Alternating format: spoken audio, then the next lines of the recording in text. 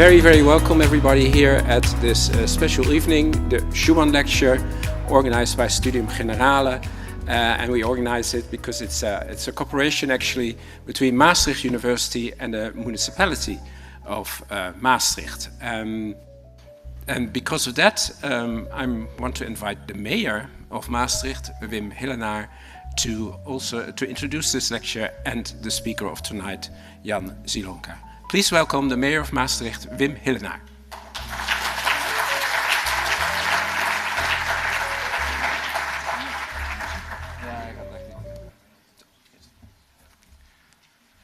There was some music on the background. Europe will not be made all at once or according to a single plan. It will be built through concrete achievements which first create a de facto solidarity. Ladies and gentlemen, these are not my words. They are a quotation from the celebrated Schuman Declaration of the 9th of May in 1950, in which the French Foreign Minister Robert Schuman announced his proposal for creating the European Coal and Steel Community. His aim was clear: to prevent another devastating war in Europe, such as the one that had taken place not long before. The underlying idea was that pooling coal and steel production would make another clash between the historical arch-rivals France and Germany something that was materially impossible. That new cooperation was the initial step towards united Europe. But Robert Schuman was enough of a realist to realize that the road would be a long one, that many intermediate steps were needed and still would be, and those steps have actually been taken. For example, in 1957, when the Treaty of Rome established the European Economic Community, and the step taken in 1992, when the Maastricht Treaty established the European Union. And in between, more steps, both big and small, have been taken.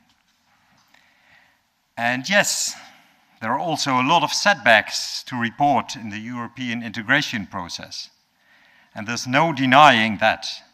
Nor is there any denying that the European unification has for years been going through a difficult phase. So difficult that the breakup of the Union is a realistic scenario. But what also is undeniable is that the European Union is the largest and most successful peace process in the history of the world. That, at least, is what the Nobel Prize Committee determined in 2012.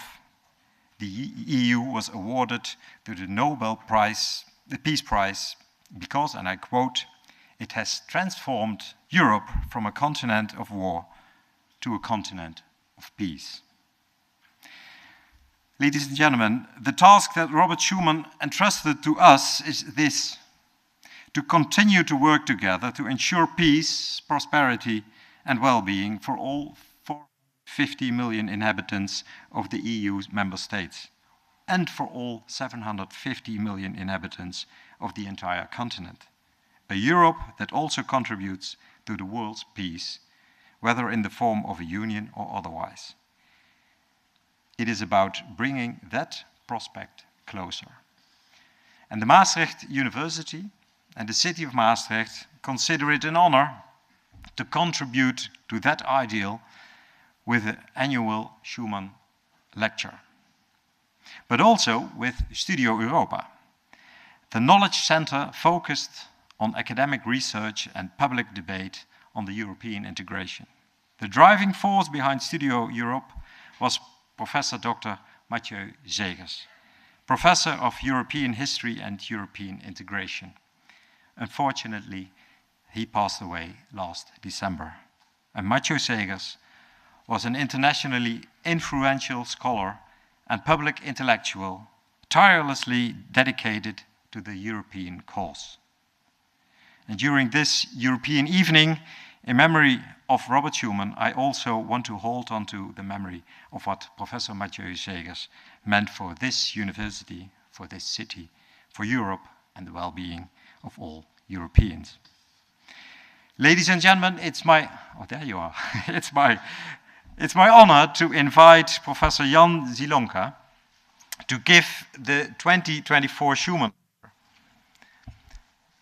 And as an internationally renowned political scientist, Professor Zielonka is associated with university in several countries. In his Schuman Lecture, he sets out to answer the question of what the consequences will be of the return of the nation state within Europe. As we all know, national borders are being reinforced, and the commitment to the Europeanisation is rapidly diminishing. Could that even lead to the demise of the European Union? Professor Zielonka sees a whole new form of European cooperation, a Europe of networks. And that is an extremely interesting proposition. So it's time for us to listen to his lecture, and I would like to invite Professor Jan Zielonka to address to us. And would say, Professor, the floor is yours, but I can also say it in Dutch. He worked for 15 years in Leiden, so I was talking to him in English. He answered in fluently Dutch. So I'm curious whether he is going to address to us in English or Dutch. For some of you, I hope it will be in English. Okay. A warm hand for Mr. Jan Zielonka.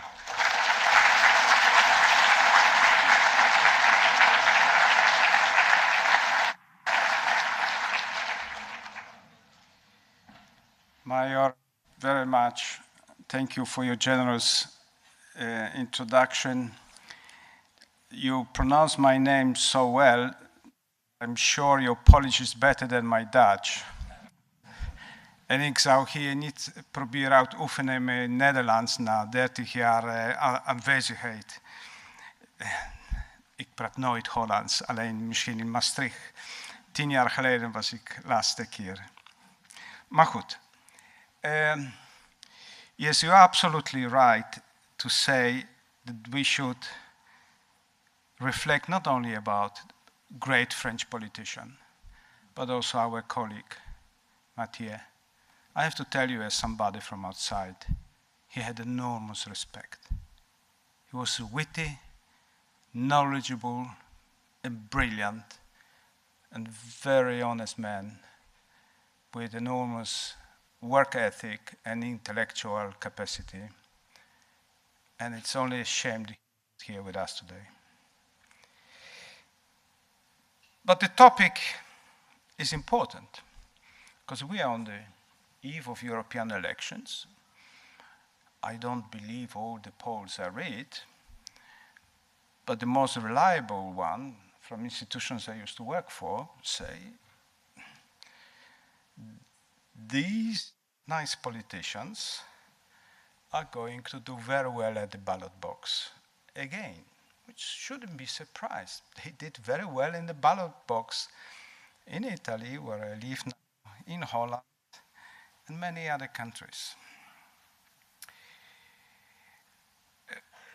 And what they have in common, because people think always that the battle is still between left and right. No. I think the battle is between sovereignists and liberal internationalists. And all these people we are talking about, who are doing so well at the ballot box, which we should respect, of course, they believe that sovereignty should be located in the nation state and not shared with local or transnational actors. So they try to take power back, not just from Brussels to Westminster, but also from Maastricht to The Hague, and in many other instances. And of course, there is no nation state without a nation.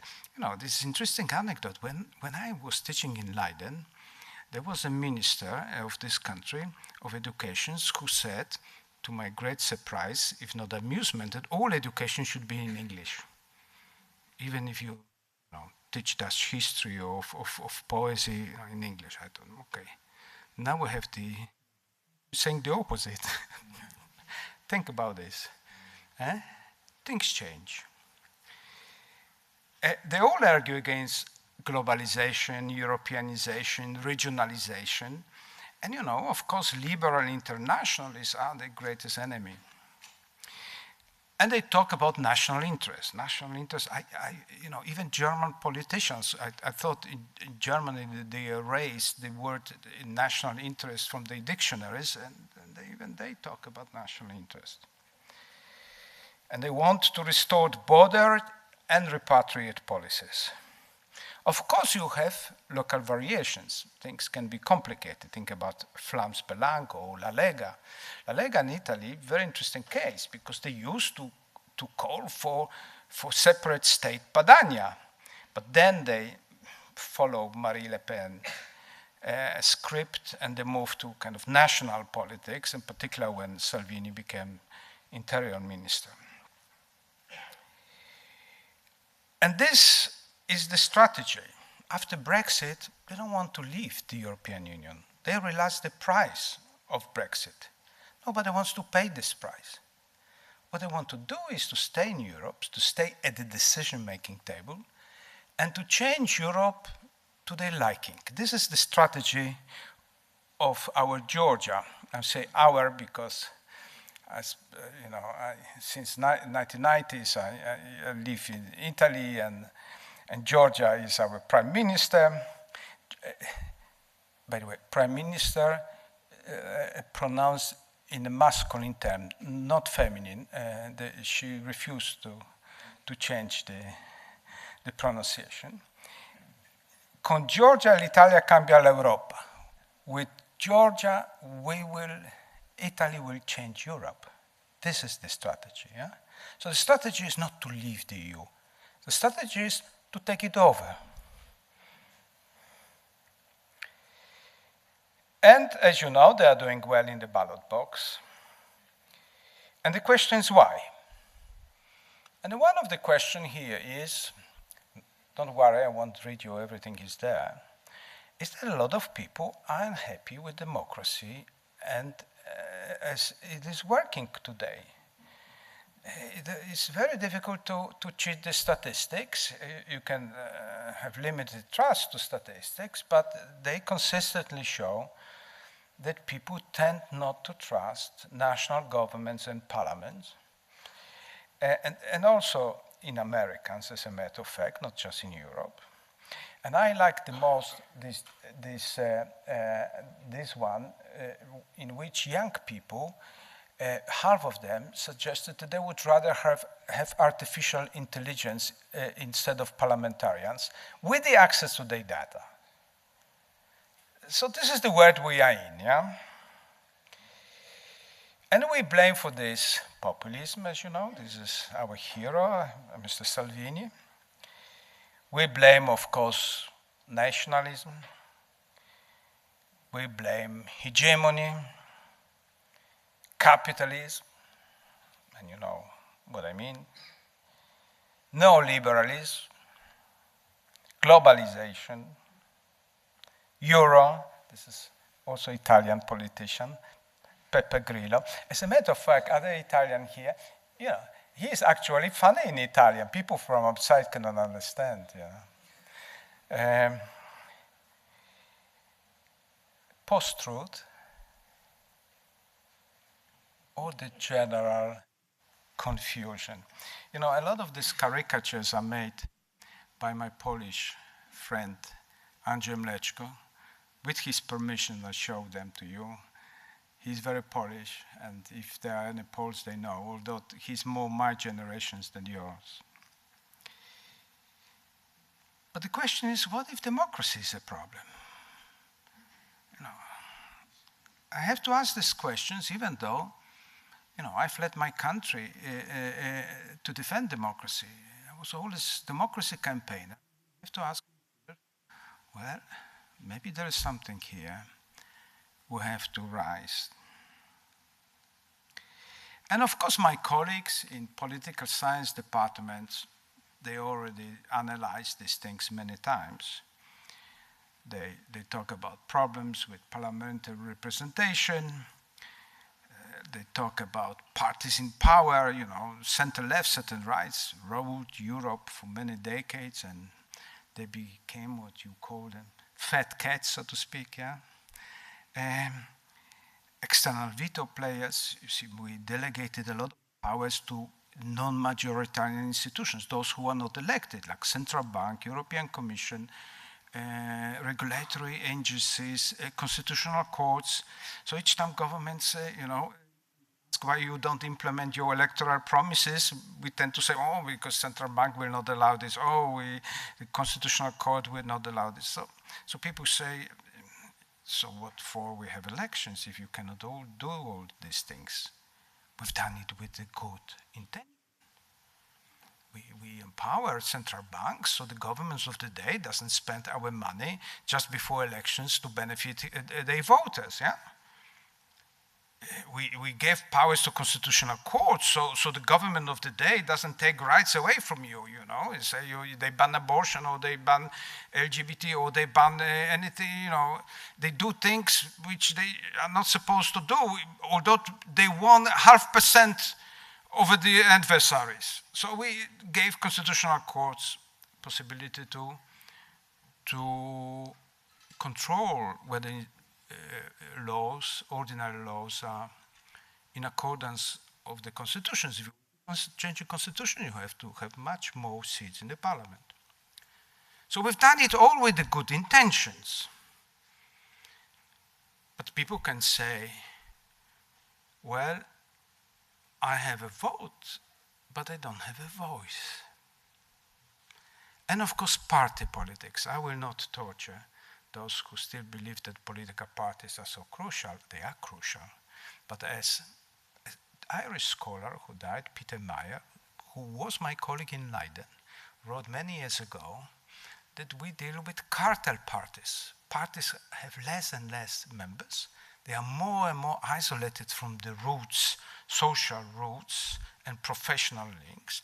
They become organizations which take resources from the state and make us prisoners of the system, which cannot do without elections, and elections cannot be done without parties, so the circle is closed. Even if some of those parties call themselves movements, they very quickly transform themselves into the parties. It's not Macron, but also five-star movements did the same. Now they are ordinary party run by somebody I know, professor of law, Conte, who actually, if you listen to him, you wouldn't think that he is a leader of a protest movement, but of Christian democracy, very much down to the ground. So this is already what you can find in the literature on the topic. And we more or less know what to do about this. But I will suggest to you that the problem is more fundamental. That the problem is that democracy is myopic, short-sighted in terms of time and space. In terms of space, is because it's tied to nation states, which are, per definition, defending the interests of a given community and territory. You know, even in the highly integrated body like European Union, who is sitting at the decision-making table? Heads of states. What is their role? Well, their role is to respond to the electorate. They are all sovereignists. Some are soft, some are hard. But when Mr. Macron talks about, you know, European powers, he, to a large extent, has French interests in mind. It's natural, it's the system. But the democracy is also the hostage of the present-day voters. Why? Because those who are young or not yet born have no vote. And I don't want to demonize politicians. They have to make hard choices. When they have to make hard financial choices, and that very honest about hard financial choices, which I cannot say about Italians or Greeks, yeah? And they have a choice. Do I support people like myself with gray hairs on issues like climate change, debt, investment in health service? Well, or do I support those who are not yet voting? You know, the answer is clear. If they support the future generations, they will be out of power. Because as it happened, also because of demography, people, you know, older generation has the voting power. And this explains why politics stumbles. Because the world is ever more interdependent and running under ever faster pace. And when it happens, you know, have you seen this movie? It's a caricature, good actors, mediocre movie, but very accurate, screenplay, perfectly tells you in this movie what does it mean when hype and spin generates accidental fixes, when politicians look back rather than forward and ignore problems outside the borders. And when politics, time and space are out of sync, we've got a problem. We've got a fundamental problem, because if you look at the history of politics of time and space, and I'm afraid it is not being taught at the politics department very often, because, you know, if you want to become professor of politics department, you have to be specialist of party systems. I don't know what party system means these days, but maybe the mayor will explain us. But politics of time and space is not really studied. And the fact is that through the history, politics has always controlled time and space. And you may understand why they control space, because all these creations of nation state, you know, meant nation states prevailed over medieval units, because they exactly were able to provide overlap between economic, legal, administrative, military borders in one territory. Whether they still do this, control is, I'm not sure, but they tried and managed. And politics of time, think about great leaders. Julius Caesar, Robespierre, Ataturk, Stalin. They all introduced their calendars, not by accident. Not to mention that the beautiful example of chronopolitics is already the gospel. You work 6 days, on the 7th day you rest, which is now a hot political issue. Should shops be open or closed on Sunday, yeah?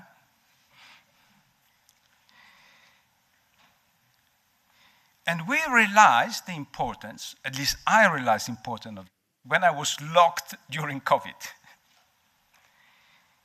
And I realized from one moment to another how space could be constrained by hastily adopted policies, and how the time takes a break. You know, all our planning, everything just stopped at certain moment. We were totally helpless, right?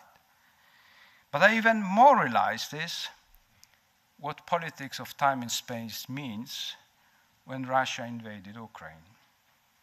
And I realized this, you know, walking on a Warsaw Park during a day, and there were only women with children, and they all spoke Ukrainians. They escaped and were waiting for this war to finish. They're still there.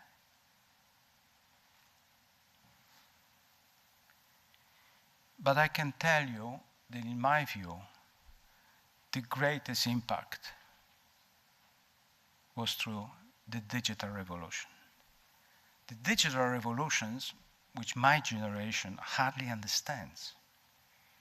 You know, each time I get a problem with my mobile, I ask my sons how to fix it. You know the problem.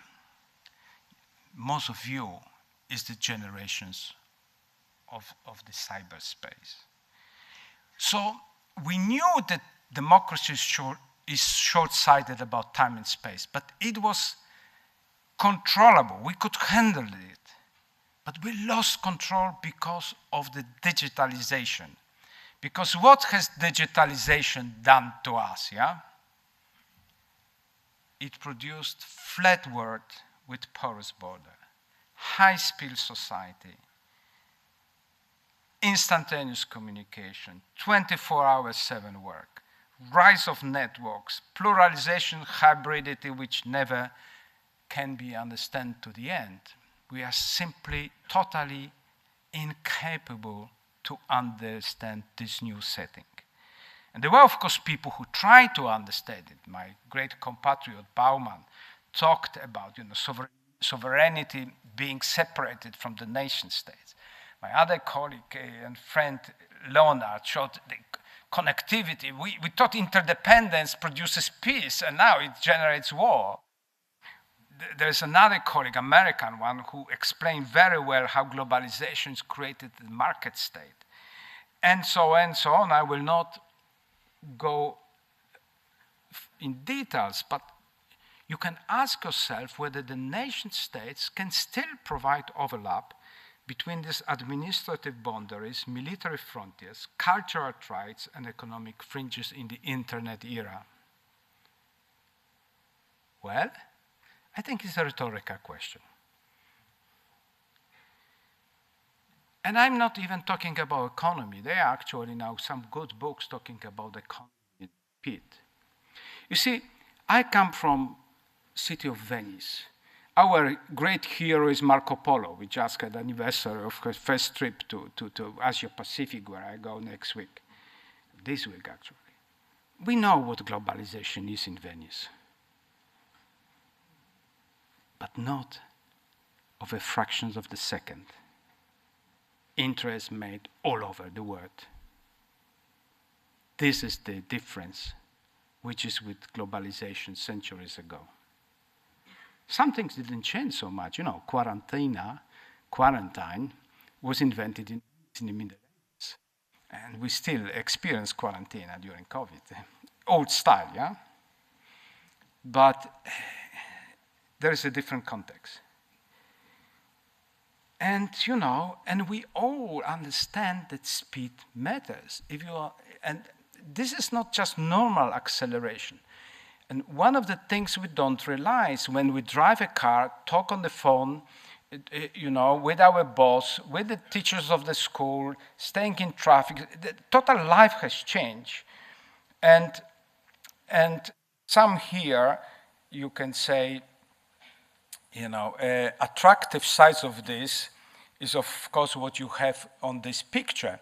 There are a lot of hotels all over the world which just advertise remote working there. So you basically do remote work on the beautiful beach like this lady and earn decent money. This became normal. But even if you don't do this, you still, because this is not politics which is this, you still want to find a petrol or battery to charge your car 24 hours a day, correct? And we have in Florence or Venice irritated Americans complaining that the restaurants are open only during lunchtime and dinner time, not between. I said, if you want microwaved food, we can open 24 hours a day.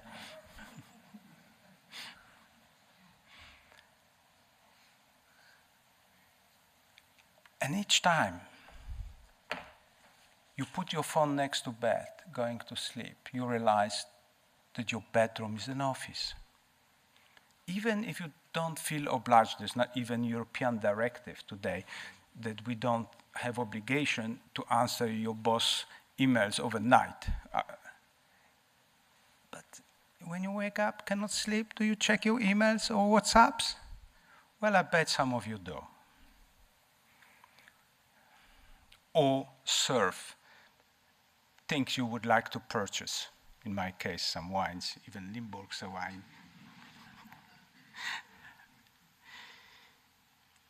But the high-speed change democracy, because democracy is about slowing things down. It's about deliberation, negotiations, citizens' participation. How can you do this when you have COVID or financial crisis? I mean, you remember recently these big mergers of UBS and Swiss credit in Switzerland. They organized a referendum on even how you cross the street, where and how, yeah?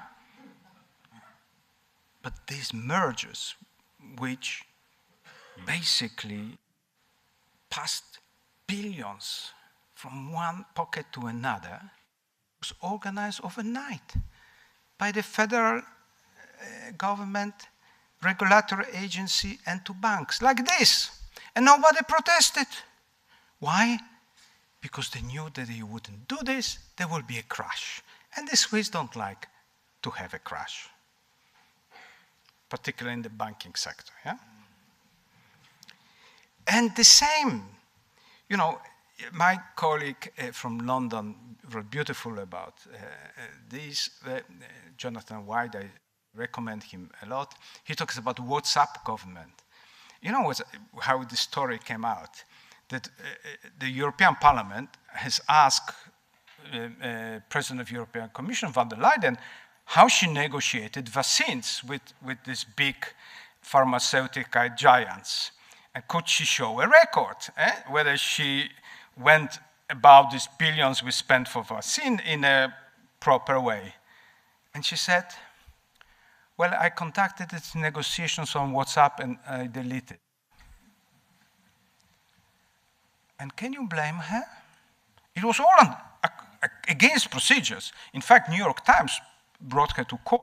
Let's see how it ends. But the public is not outraged. Why?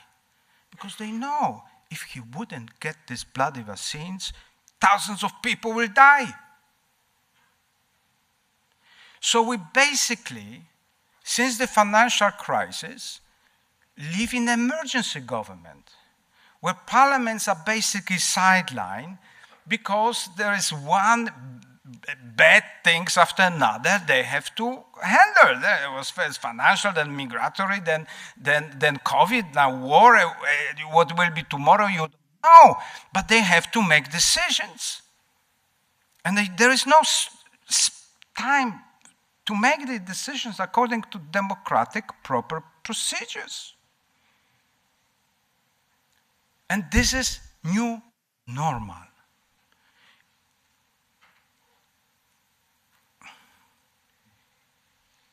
And funny enough, it is not speedy enough. This is my beautiful example. You remember several months ago, leading scientists in artificial intelligence and heads of enterprises like the beloved guy, they proposed moratorium for 6 months to regulate artificial intelligence, because we know that in the past, had we not regulated, for instance, introductions of planes or cars, or radio, television, many bad things will happen. Technological progress is, a bond for the people. It saves life. It helps us to do many things, but at the same time, we need to regulate it to avoid downsides of the problem. So they said 6 months. 6 months in this business is a cosmic era. It's a lot. In politics, in democracy, 6 months? Will you get parliamentary committee in 6 months? Agree on anything in one country, let alone globally. So they said, no, you self-regulate yourself. So they want me to be censored by Facebook. Thank you very much. Why Facebook should censor me? You see what I mean?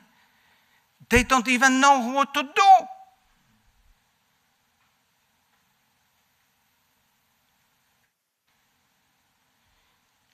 And this is the most complicated because this is the least understood. So when you study books, and Manuel Castells wrote it 30 years ago, this is the famous Spanish-American professor of sociology, a specialist on the internet. When he wrote his seminal books 3 decades ago, he came with these conclusions. Guys, networks took it over because the internet revolution has allowed, networks who operate in informal, deinstitutionalized, and flexible way, not only to overcome their past shortcomings, but also to perform much better the bureaucratized nation states, for instance. But when you say to a politician or even a journalist on television, we live in a Europe of networks, he doesn't know whether to take it seriously, because what are networks? This is my Oxford friend, now moved to Singapore. They pay better than Oxford. Political geographer, is very famous, specialist in financial networks. This is his map of financial networks. By the way, he explained to me that this map shows that the city of Amsterdam financial transactions are greater than the state of France as such. I don't know how he calculated this, but people know what they do. But when you talk about frameworks, if networks, you usually friends on Facebook, terrorists, or even included Alcoholics Anonymous camaraderie. But let's not joke about this, because we actually have to understand that networks which existed with us for many centuries, networks are as old as humanity, they have been empowered by the technological change. And particularly if you compare them to other units. But not all of networks, I have to say, that while democracy hasn't changed since the internet revolutions, can you mention a single democratic reform since the internet revolution? There were some efforts of five-star movements to have voting within the party online, and it was not a great success, Italians can confirm. But otherwise, nobody tried. Firms tried. Those financial networks, they operate on the internet beautifully. Criminals, they are very skillful on the internet. You get from your banks warnings what they do. But they are also, and let's face it, let's not demonize network, they are also those who have a record to contribute to public goods. I give you an example of migration.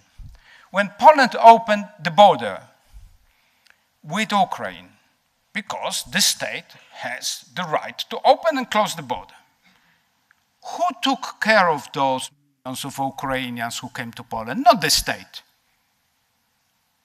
The cities, the NGOs, parishes of churches, everybody but the state. They had to find them shelter, housing, jobs, schools. States wash their hands. It's always like this. To decide, the state is first to do this. To wash the dishes, these are other organizations. And the mayor can tell something about this, even in the country which actually takes networks seriously. Because I cannot imagine any other country where an informal organization outside Maastricht, like Randstad, is consulted. Can you imagine any serious government not consulting Randstad on things? There's not even statistics on Randstad. There's no legal entity. Beautiful example of a network. You see what I mean? EU can say it's also a network for perverse reasons, because EU is unable to adopt any treaty for 30 years. Since the fiasco of constitution, nobody tries to have any treaty change. If they adopt treaty like with the fiscal compacts outside European treaties, it's a kind of Mercosur treaty, outside, imposed basically. So, but of course the word doesn't stop. So the EU basically acts like a network because it has to act in an informal way. I mean,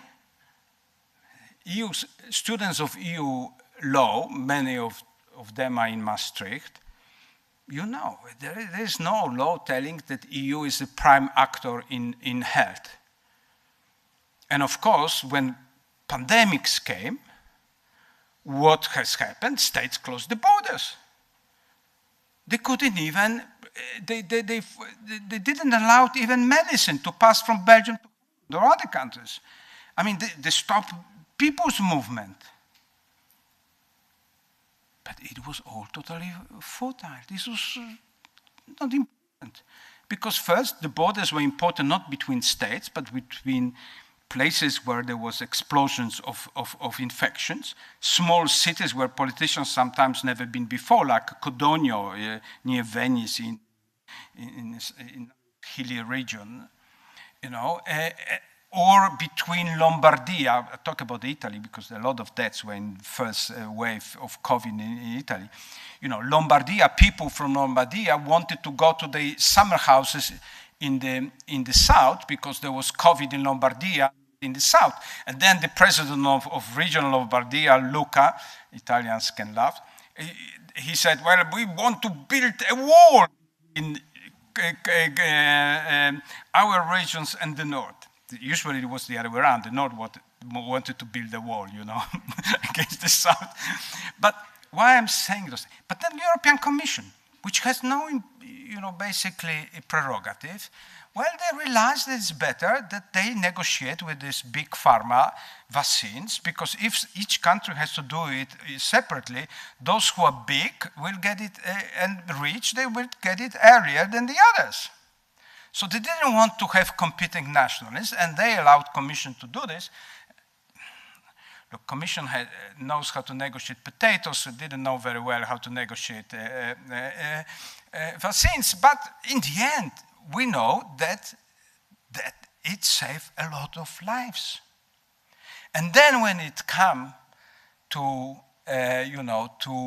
recovery, the recovery fund was also a great success. I can tell you, in Italy, all these producers were on their knees with COVID because it hit Italy very hard, and they basically recovered. And I even benefit from this because I turned, with the help of this house, my house is totally solar energy, which I think will serve environmental purposes, not only recovery of certain segments of production. So what I want to say, that there are, of course, already networks, and here we have people who can tell more about this, because we have a mayor who knows all about cities networks and diplomacy of doing basically things differently than states, exactly in a formal way, in more pragmatic, in a functional approach, exactly because they can operate according to the different logic than the states. And we have NGOs. I hope some of you are active NGOs. If you want to do something for climate change, would you join the political party or NGO? Tell me. Rhetorical question. And I would even say, not just trade unions, but business associations.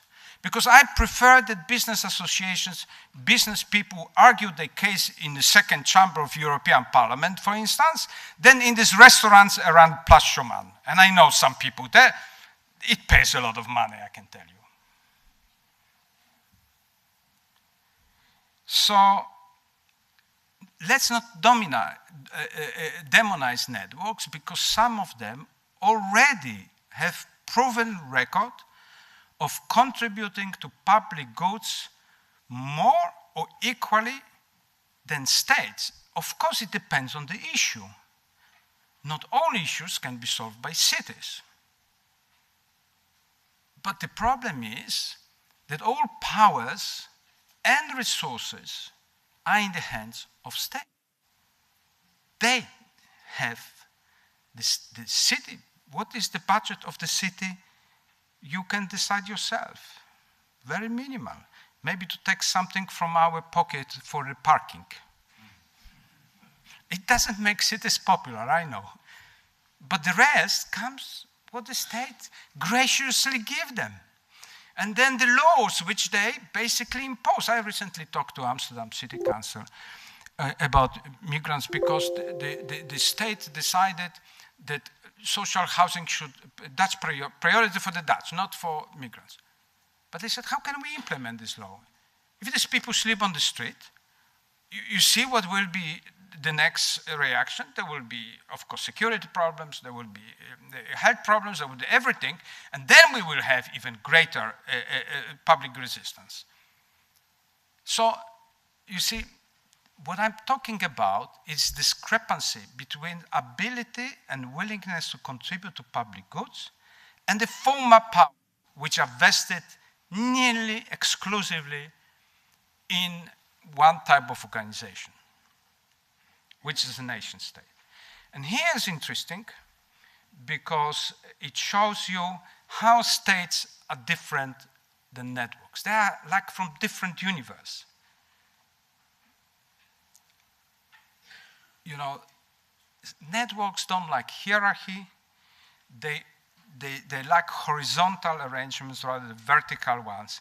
Vertical game is good with football, as you know very well, but not necessarily with public policies, when horizontal action brings a lot of goodwill. You know very well that informal arrangement and communications sometimes, not always, sometimes works better.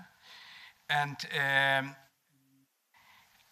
speed, which is important here, because of the reasons I said to you before, is for networks like natural environment. So what are the conclusion?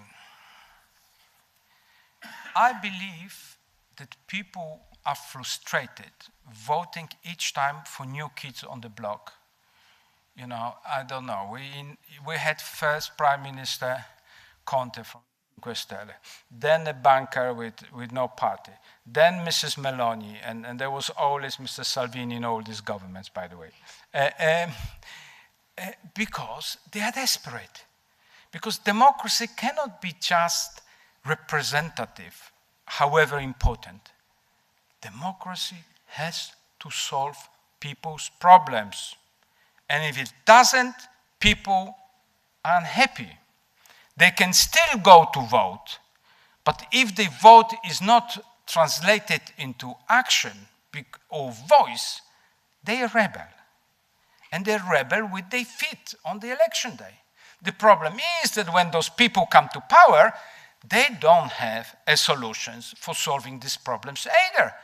Because the solutions that will go back to nation states at the time that those states are actually incapable, for objective reasons, to address most of those problems, because they have either local or transnational nature and require different sort of arrangements, then you can, you can march on the national flag and build a wall around you, but this is not how the world works.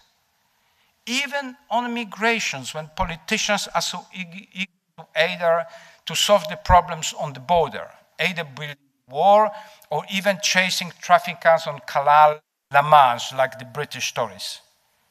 They don't have Mediterranean Sea, so it's easy to chase. Look at the numbers. After they brought the sovereignty to Westminster, look at migration numbers. Why? Because if you want to deal with migration, you have to address the roots of migration, which is war, poverty, and climate change. And this cannot be done by one country. It has to be collective effort of not just of informal, but informal organizations, including NGOs. It has to go over years, which are longer than politician time schedule. And this politician time schedule is not just 4 years. There are elections every year, because there are national, there are local, there are Europeans. In fact, I would suggest that this time schedule is from one opinion poll to another, which is from week to week. You're on television, you say, oh, your percentage went up or down, and the politician tremble. It doesn't work. Because, I will skip you this. This is the essence of political configurations, and we had, because of those unbounding changes, total, new settlement here. I have no time to talk about this. And in the end, I have to tell you that we like it or not, we are already living in the world of networks. And if we are surprised by this, we sound like this protagonist of Molière play who was surprised that he speaks grammar. He didn't realize that he speaks grammar. And here I could show you, because there are 150 these maps with geographers done on various fields. I showed you only population decline. These are 2 maps of Europe. It just shows you discrepancy between Europe in a formal way on the left and the real Europe we have already in various fields. This is population decline, but here you have youth unemployment or GDP decline. Interesting, no? This is the Europe we live in. Globalisation, I skip. I basically finish with this.